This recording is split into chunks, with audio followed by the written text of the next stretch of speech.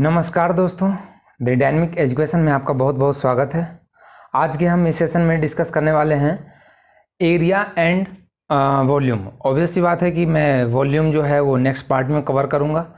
आज मैं एरिया के बारे में डिस्कस करेंगे और उसमें भी जो आपका सिलेबस है वो है सरफेस एरिया एंड वॉल्यूम।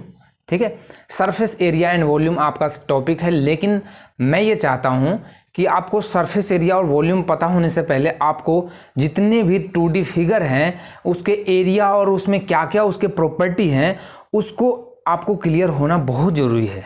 ठीक है, यदि वो चीज़ें आपको क्लियर होगा तो आप मेंसुरेशन के क्वेश्चन, किसी भी टाइप का क्वेश्चन आएगा आप उसके साथ खेल जाओगे।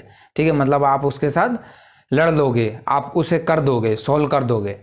और यदि आपको कॉन्सेप्ट क्लियर नहीं हुआ तो फिर आप कितने भी फॉर्मूला रट लो, आपको प्रॉपर्टी नहीं पता होगा तो फिर आप सॉल्यूशन नहीं कर पाएंगे, फंस जाएंगे। ठीक है, फॉर्मूले रट के कितना दिन काम चलाएंगे अपन। इसी वजह से मैं पहले बेसिक डिस्कस करूंगा कि स्क्वायर के क्या प्रॉपर्टी है। देखो, मुझे पता है कि स्क्वायर के प्रॉपर्टी आपको पता होगा, लेकिन मैं कुछ नया बताना चाहता हूँ उसमें। मैं उसको थ्योरेटिकली प्रूफ करना चाहता हूँ कि जो आप अभी तक आप पढ़ते आ रहे हैं कि साइड बराबर होता है, एंगल 90 डिग्री होता है, बाइसेक्ट करता है, वो कैसे आता है। और ये इसलिए पढ़ा रहा हूँ क्योंकि मैंने आपको कॉन्ग्रुएंसी और सिमिलरिटी बहुत अच्छे तरीके से बताया है, इस वजह से मैं आपको यहाँ पे डिस्कशन कर रहा हूँ। सो चलिए, हम आज का जो सेशन है हमारा वो सिर्फ और सिर्फ बेसिक हम डिस्कस करेंगे। तो चलिए, आज का इस सेशन को हम बेसिक के लिए रखते हैं, फिर हम आपका जो टॉपिक हमारा 10th में है सरफेस एरिया एंड वॉल्यूम, उस पर हम आएंगे और ये सरफेस एरिया कैलकुलेट करने में आपको काम आएगा। ठीक है, तो इसलिए मैं आज डिस्कशन करते हैं। तो सबसे पहला टॉपिक हमारा है, फर्स्ट टॉपिक जो हमारा है वो है स्क्वायर। Square, okay.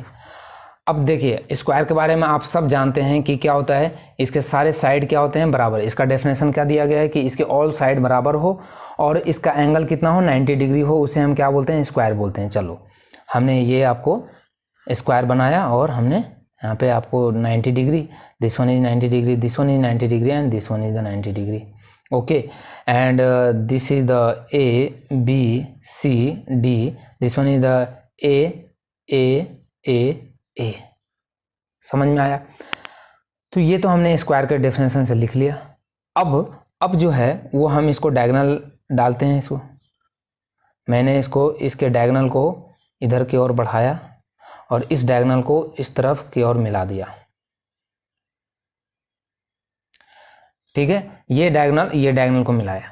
अब आप एक बात बताओ कि ये ए है और ये ए है। इस ट्रायंगल की मैं बात कर रहा हूँ, DBC में ये ए है और ये ए है। तो क्या मैं आपको बार बार नहीं बताते आ रहा हूँ कि बराबर एंगल के अपोजिट साइड भी बराबर होते हैं। ये थीटा, ये भी थीटा, तो इसका मतलब ये बराबर होगा। बिल्कुल होगा, आइसोसेलेस ट्रायंगल के प्रॉपर्टी से। डेट मीन्स BDC एक क्या होगा, ट्रायंगल BDC एक क्या होगा भाई साहब, आइसोसेलेस ट्रायंगल होगा।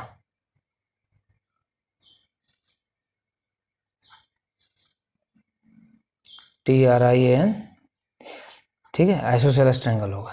इतना आपको कंफर्म हुआ कि क्या मैं कहना आपको क्या चाह रहा हूँ। ठीक है, तो डेट मीन्स इसका मतलब तो ये हुआ कि यदि मैं ट्रायंगल ए, ये ए है, ट्रायंगल ADB का भी बात करूं तो भी क्या होगा, आइसोसेलेस होगा। यही होगा नहीं होगा, बता दो। आइसोसेलेस ट्रायंगल होगा, बिल्कुल होगा। क्यों? क्योंकि इसके भी ए है। ठीक है, इसी तरह से, इसी सेम तरीके से यदि मैं ABC की बात करूं तो भी आइसोसेलेस होगा और ABC की बात करूं तो भी आइसोसेलेस होगा। डेट मीन्स कहने का मतलब, अब आइसोसेलेस का मतलब बताइए कि ये साइड और ये साइड बराबर है तो इसके अपोजिट एंगल क्या होंगे, बराबर होंगे। और इसका अपोजिट एंगल कौन है, ये है। इसका अपोजिट एंगल कौन है, ये है ना, बिल्कुल है। अब आप एक बात बताओ, इस ट्रायंगल में BDC में ये 90, ये 90 और ये दोनों इक्वल। अब इक्वल कितने होंगे, अब इन दोनों, ये 90 तो इन दोनों का सम कितना होना चाहिए, 90। इन दोनों का सम 90 होना चाहिए। इसका मतलब, और ये दोनों इक्वल है तो इसका मतलब जरूर ये 45 डिग्री और ये 45 डिग्री रहा होगा, बिल्कुल रहा होगा। चलिए, अब हम यदि ये 45 इसी तरीके से इसमें भी हम देखेंगे, इस ट्रायंगल में हम देखेंगे तो इसमें भी यही 90 और ये दोनों इक्वल है क्योंकि ये साइड इक्वल है, तो ये भी 45 डिग्री और ये भी 45 डिग्री होगा। समझ में आया? तो डैट मीन्स हम यहाँ से क्या कह सकते हैं, आपको क्या देखने को मिल रहा है। अब इसी तरीके से आप इस वाले ट्रायंगल में लोगे तो ADC में जब हम लेंगे ADC में, तो ये ADC में क्या होगा, ये 45 और ये भी 45, और इस ट्रायंगल की बात करेंगे ABC का तो ये भी 45 डिग्री और ये भी 45। तो यहाँ से हम एक बात ये कह सकते हैं कि डायगोनल ऑफ स्क्वायर बाइसेक्ट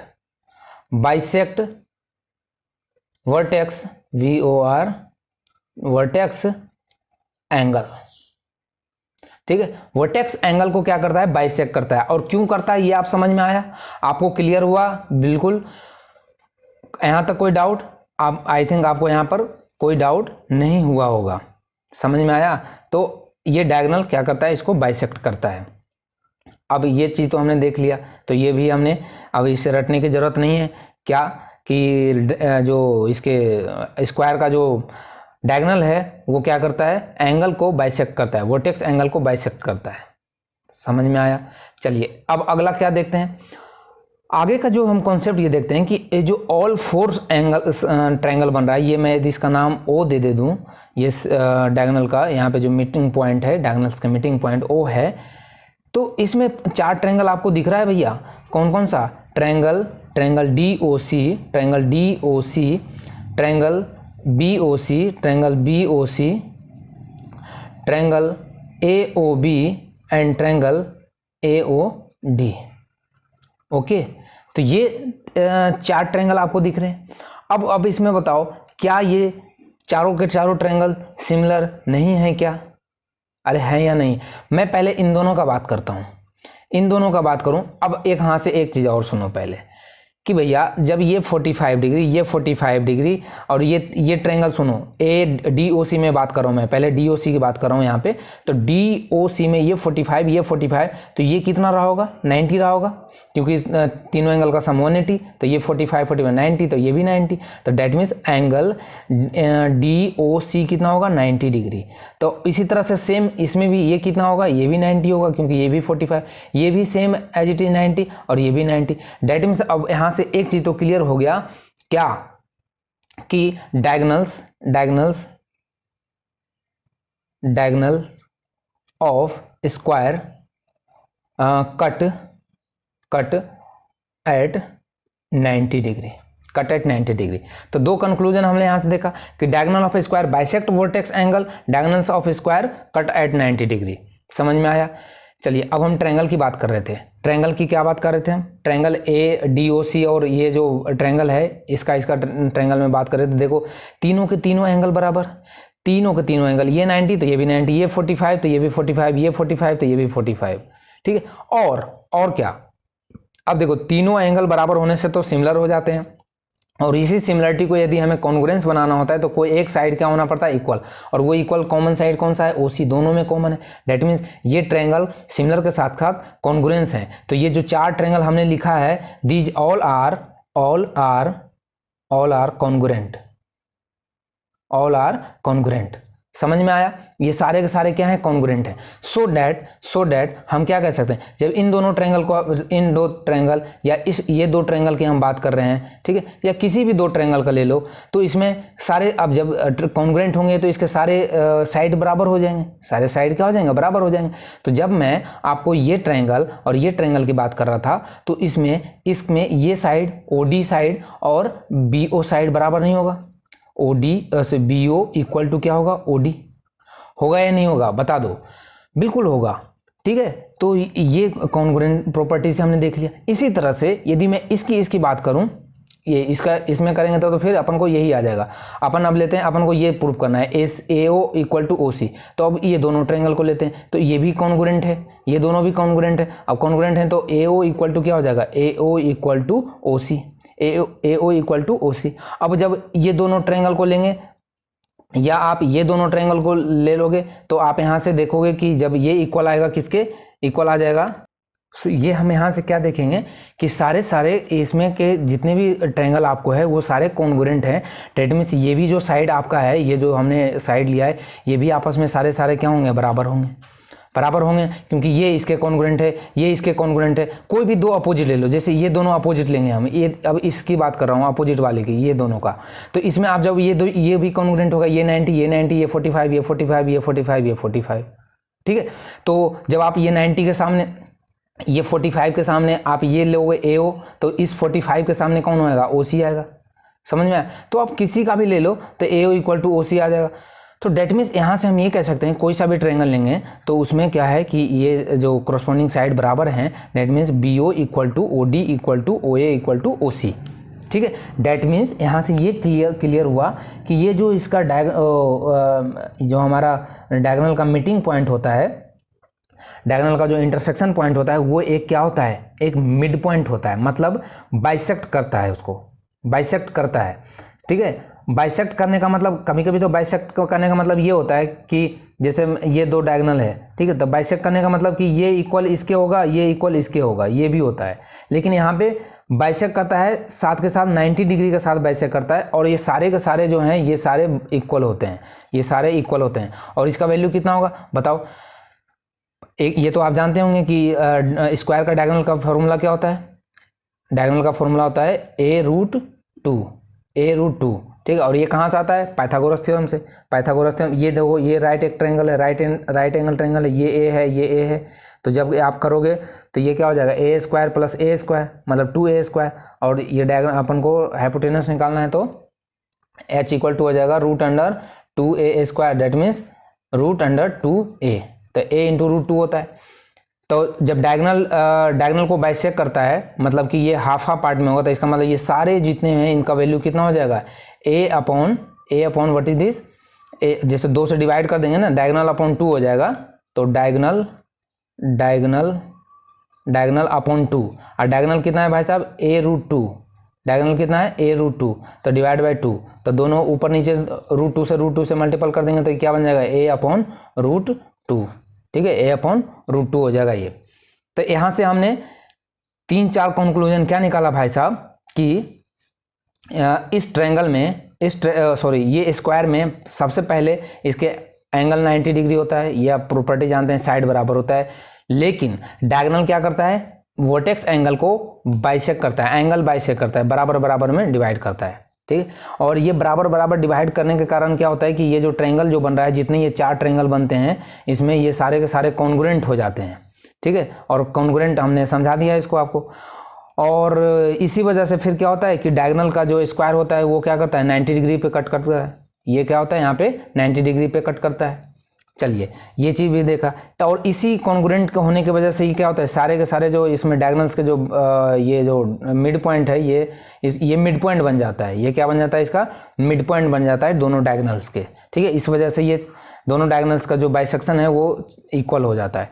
और ये डायगोनल अपॉन 2 से हमने ये देख लिया कि a/√2 होता है इसका फॉर्मूला, ठीक है। और क्या इसमें है, और क्या हम देख सकते हैं इसमें, बताइए।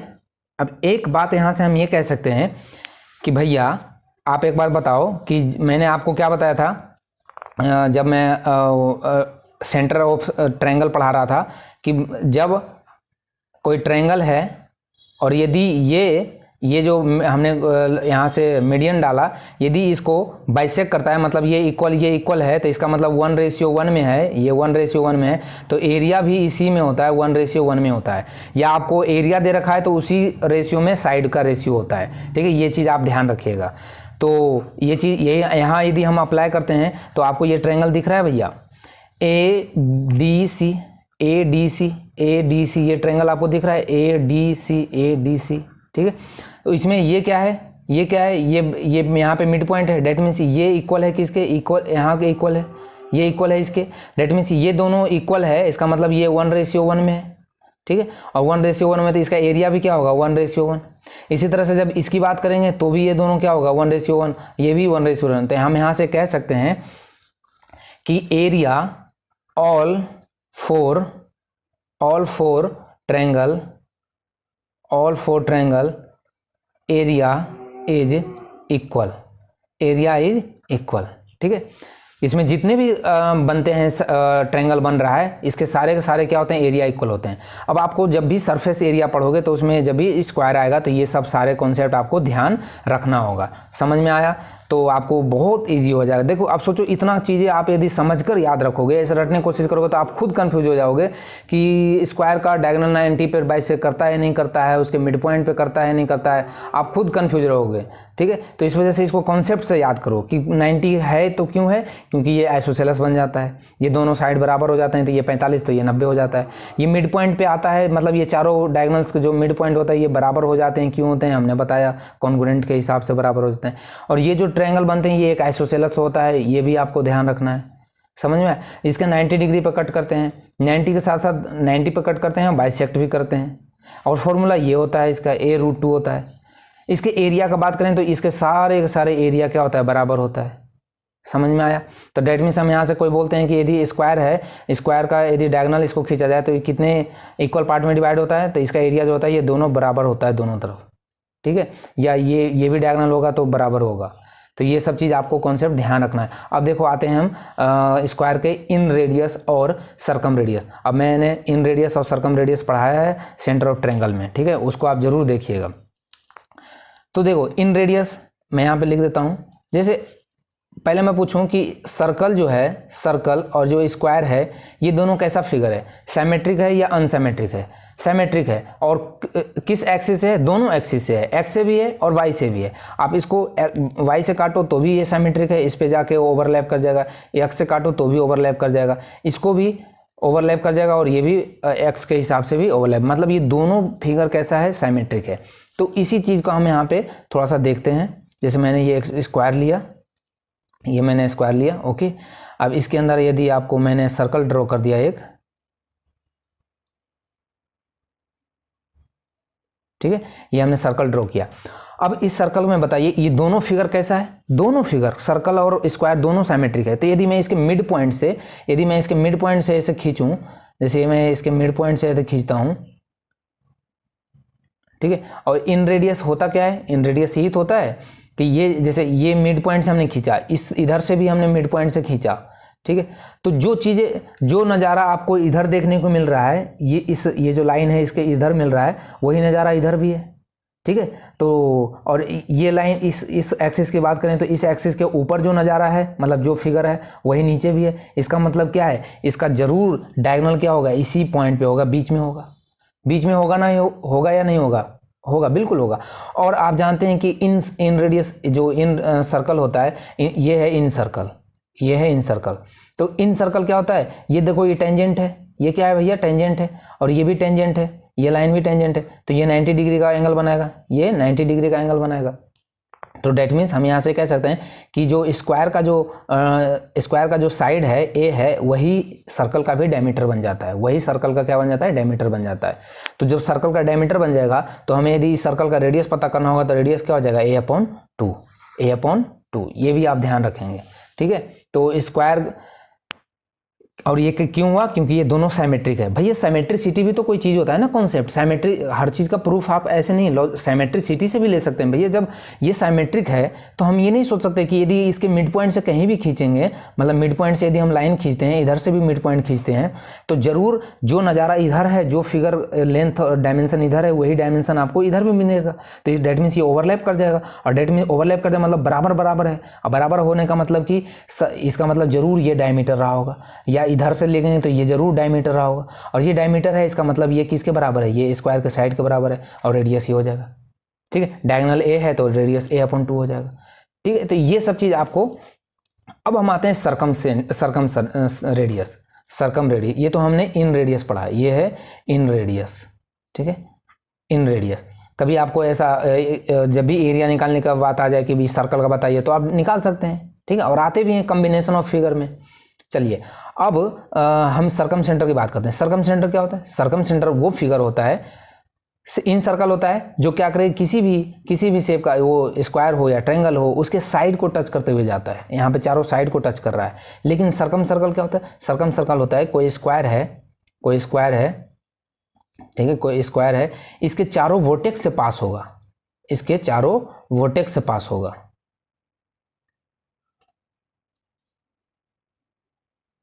समझ में आया? इसके चारों क्या होगा, वर्टेक्स से पास होगा।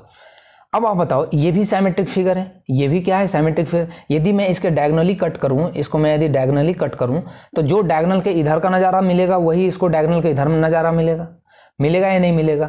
तो इसका मतलब कि मतलब ये देखो, ये जो अभी मैंने बताया था ना, स्क्वायर का डायगोनल क्या करता है, बराबर बराबर भाग में डिवाइड करता है। मतलब कि स्क्वायर क्या हो जाएगा, इसके ऊपर ओवरलैप कर जाएगा और ये ओवरलैप कर जाएगा। इसका मतलब कि जो सर्कल है, सर्कल भी इस पर क्या होगा, ओवरलैप कर जाएगा। डैट मीन्स ये कह सकते हैं कि यही इसका डायमीटर होगा, क्योंकि सर्कल भी क्या है, सिमेट्रिक है। तो इसी एक्सिस के, इसी जो लाइन है, इसी लाइन के अबाउट क्या है, सिमेट्रिक है। डैट मीन्स ये क्या है, अपना डायमीटर है, ये डायमीटर है। अब ये डायमीटर कैसे निकालेंगे हम? तो स्क्वायर का यदि साइड ए है तो इसका डायगोनल कितना होता है, a√2। अभी हमने देखा था a√2। तो इसका मतलब कि, और यही क्या है, यही क्या है भैया, ये जो यहाँ से यहाँ तक है, ये क्या है, ये डायमीटर है। डायमीटर का मतलब है 2r, डायमीटर का मतलब 2r। और 2r किसके इक्वल है, 2r इक्वल है a√2 के। 2r किसके इक्वल है, a√2 के। तो r यहाँ से कितना हो जाएगा, r हो जाएगा a√2/2। तो डेट मीन्स वही हो जाएगा फॉर्मूला a√2। तो मतलब सरकम रेडियस का फॉर्मूला होता है a√2 और इन रेडियस का फॉर्मूला होता है a/2। किस में, स्क्वायर में। समझ में आया? तो ये चीज़ आपको ध्यान रखना है। चलिए, हमने अब आई थिंक अपने स्क्वायर में एक भी कॉन्सेप्ट हमने नहीं छोड़ा, तो आपको कभी भी स्क्वायर के बारे में अब कन्फ्यूजन नहीं होगा। हमने सारा डिस्कशन किया कि 90 क्यों होता है, बाइसेक्ट क्यों करता है। समझ में आया? चलिए, अब हम नेक्स्ट अपना पढ़ते हैं। अब रेक्टेंगल के बारे में देख लेते हैं। रेक्टेंगल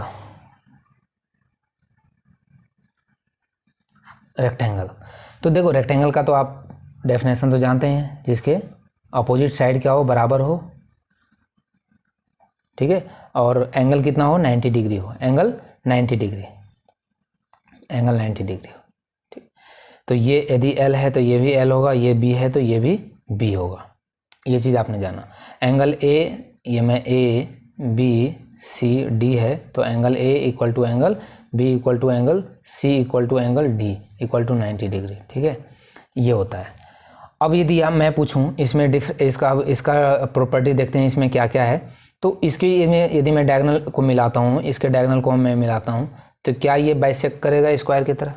क्या ये बाइसेक्ट करेगा या नहीं करेगा? अब बता दीजिए। बिल्कुल नहीं करेगा। ये मैं क्या बोलूँगा, नहीं करेगा। कैसे नहीं करेगा, ये हमें प्रूव करके बताना होगा, ऐसे नहीं मानने वाले हम लोग, ठीक है। तो इसके कॉन्सेप्ट में तो मुझे लगता है कोई भाई को दिक्कत नहीं होगा, इतना तो आपको बेसिक पता ही होगा। अब मैं आता हूँ काम के बात पे कि भैया मैं ये एंगल मानता हूँ थीटा, ये एंगल थीटा मानता हूँ, तो ये दोनों लाइन पैरेलल है, ए बी और डी सी पैरेलल है। अब ये थीटा तो ये भी थीटा, अल्टरनेट एंगल थ्योरम से होगा, बिल्कुल होगा। यदि अब बताइए ये थीटा और ये कितना हो जाएगा, 90 माइनस थीटा, ये कितना हो जाएगा, 90 माइनस थीटा। अब ये 90 माइनस थीटा तो ये भी क्या होगा, 90 माइनस थीटा, 90 माइनस थीटा। समझ में आया? तो अब आप बताइए कि क्या ये जो बाइसेक्ट कर रहा है? बिल्कुल नहीं बाइसेक्ट कर रहा है, ये बाइसेक्ट नहीं कर रहा है। ये थीटा है, ये 90 माइनस थीटा है, ये थीटा, ये 90 माइनस थीटा और ये थीटा। डेट मीन्स यहाँ से हम कह सकते हैं कि ये दोनों बराबर नहीं है। ये थीटा है, ये 90 माइनस थीटा है, तो बराबर कैसे हो जाएगा? ठीक। तो ये आप ध्यान रखेंगे कि डायगोनल्स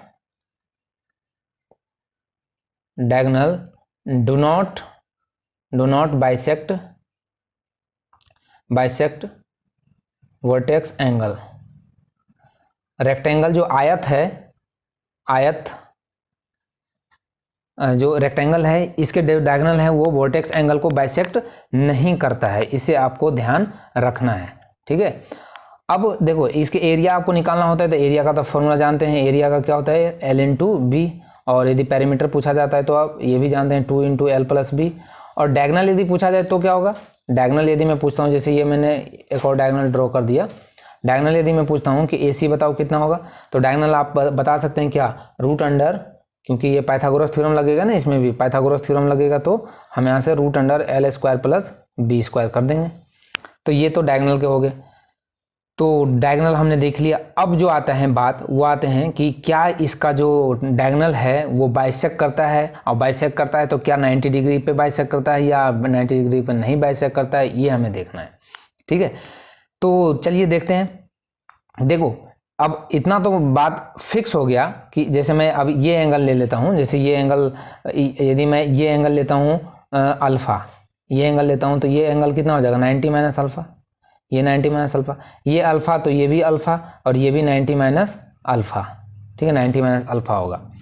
अब आप एक बात बताओ कि ये थीटा, ये अल्फ़ा, ठीक है, और यदि आपको डायगोनल को 90, यहाँ पे 90 डिग्री होना चाहिए था इस ट्रायंगल में, ये ओ नाम देता हूँ मैं, तो डी ओ सी में यदि ये 90 होना था तो इसका मतलब theta plus alpha equal to 90 degree होगा, theta plus alpha equal to 90 होगा, तभी तो ये 90 बनेगा ना भैया। तो थीटा प्लस अल्फ़ा तो कहीं दे ही नहीं रखा है 90 डिग्री, कहीं तो जिक्र नहीं है, ये कैसे मैं मान लूँ भैया। ये यदि इक्वल में डिवाइड करता तब तो फिर ये 45 हो जाता, ठीक है, ये भी 45 हो, फिर ये 90 हो जाता, लेकिन ये तो बराबर है ही नहीं, ये तो बाइसेक्ट कर नहीं रहा, ये तो मैंने पहले ही देखा कि diagonals does not bisect vertex angle, that means ये जो एंगल बराबर नहीं है, तो डेट मीन्स ये इन दोनों का सम 90 नहीं होगा। अब 90 नहीं है तो क्या है मुझे नहीं पता, जब अपन को 90 नहीं है तो इसका मतलब हो सकता है कम भी हो ज़्यादा भी हो, और जब कम और ज़्यादा होगा तो डेट मीन्स ये तो एंगल 90 तो होने से रहा, ये 90 डिग्री नहीं होगा। और डेट मीन्स तो यहाँ से हम एक चीज़ तो कह सकते हैं कि डायगोनल डू नॉट बाइसेक्ट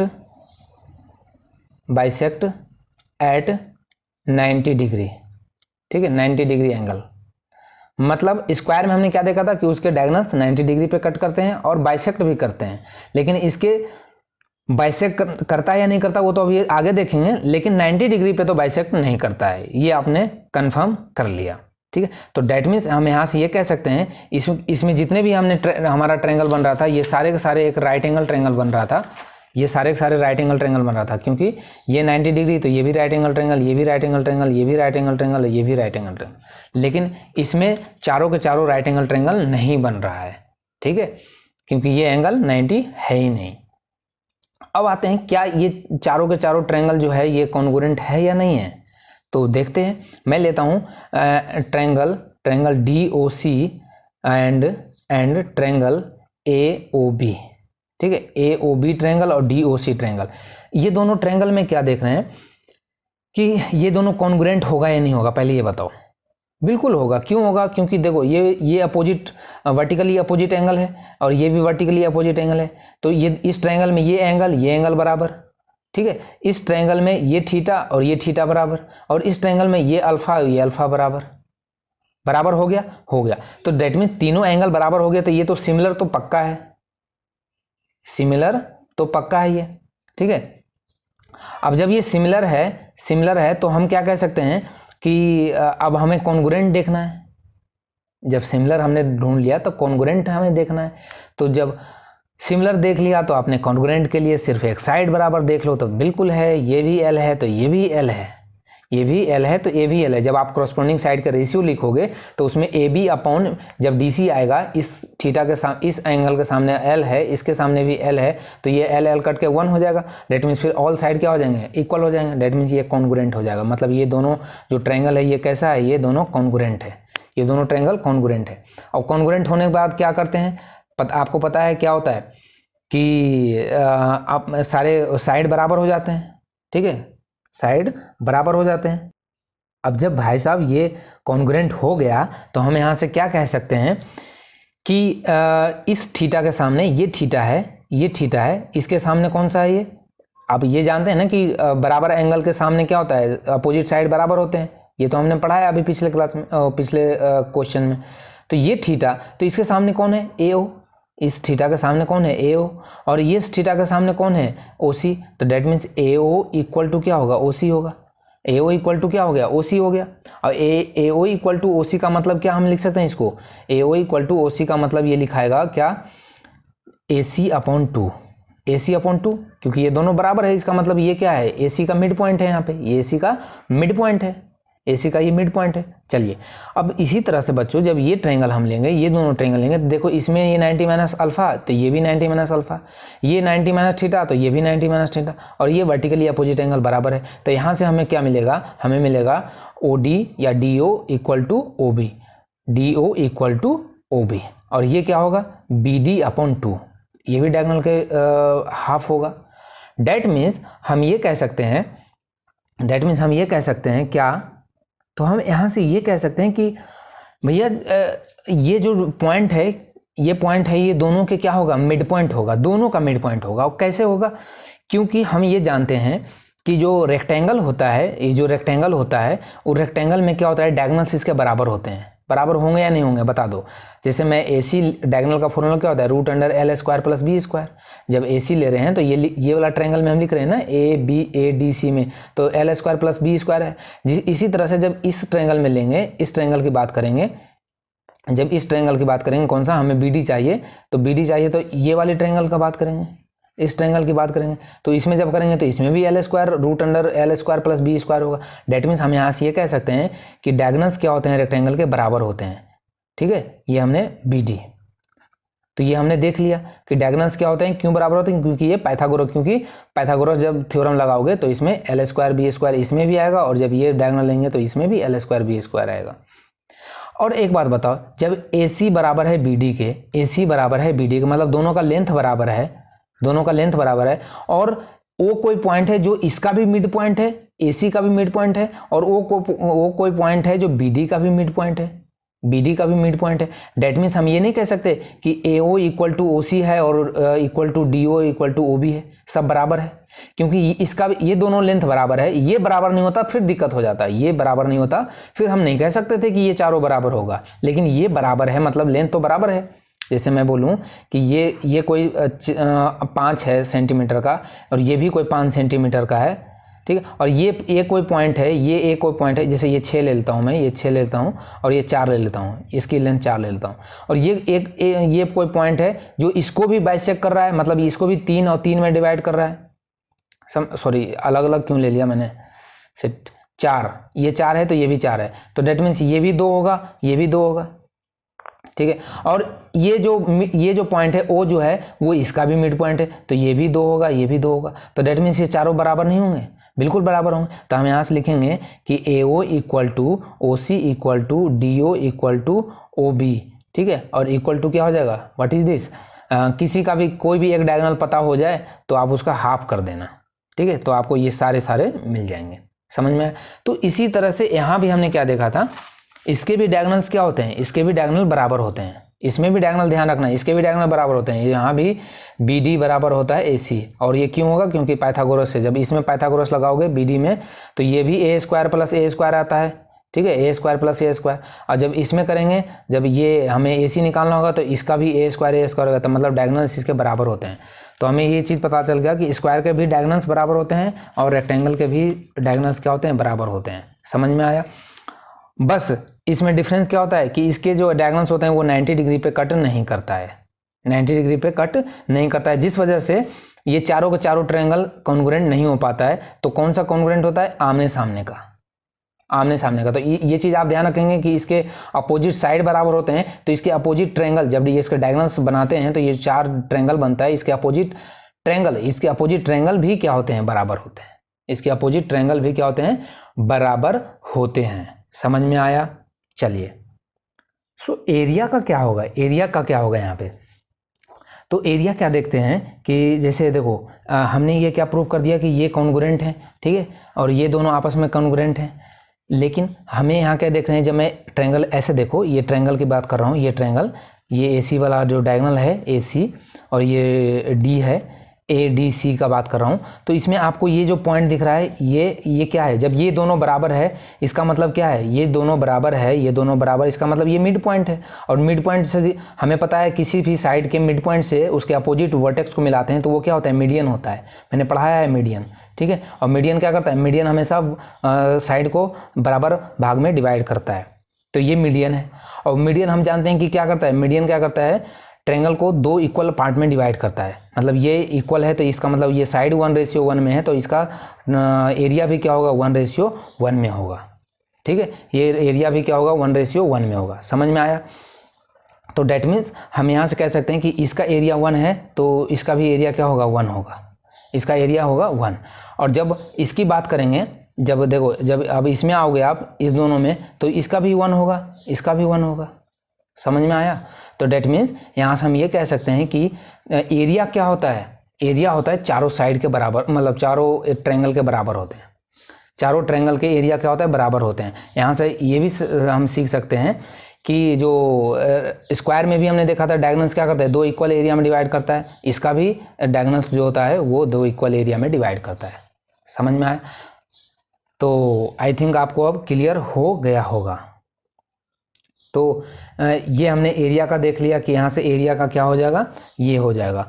तो डेट मीन्स यदि मैं आपसे पूछूं कि भैया जब आपको एक रेक्टेंगल है, कोई रेक्टेंगल है आपको, उसमें से आपको ये रेक्टेंगल का एरिया दे दिया जाए और आपको किसी भी एक ट्रायंगल का एरिया पूछ लिया जाएगा, तो आप नहीं बता सकते क्या? जब ये चारों इक्वल होते हैं तो ये मैं पूछूं कि किसी भी एक का पूछा जाएगा, जैसे मैं बोल रहा हूँ आपको कि AOD का बताइए, triangle area of triangle AOD, मतलब इसकी बात कर रहा हूँ मैं, AOD का एक का पूछ रहा हूँ, तो क्या आप इसे कैसे लिखोगे? जब सारे इक्वल हैं तो ये हो जाएगा 1/4 1/4 से डिवाइड कर देंगे क्या, ट्रायंगल रेक्टेंगल ABCD को, ठीक है। तो यदि आपको किसी ABCD रेक्टेंगल का एरिया पता है तो उसमें 4 से डिवाइड करके किसी एक का आप निकाल सकते हैं, और जो ये आएगा, जिसका वैल्यू AOD का जितना वैल्यू आएगा वही आएगा किसका, DOC का, वही वैल्यू आएगा BOC का, और वही वैल्यू आएगा AOB का, ठीक है। तो ये चीज़ आपको क्लियर कर लेना है। समझ में आया? तो चलिए अब हम आपसे नेक्स्ट सेशन में मिलते हैं। ये 2 फिगर हमने अच्छे से डिस्कस किया। अब नेक्स्ट फिगर में हम मिलेंगे, जैसे पैरेललोग्राम बच गया है, और रोम्बस बच गया है, और ट्रेपेजियम बच गया है, ठीक है। ये 2 मेन और कौन से बच गया है, उसके बाद फिर हम आएंगे अपने सरफेस एरिया पे।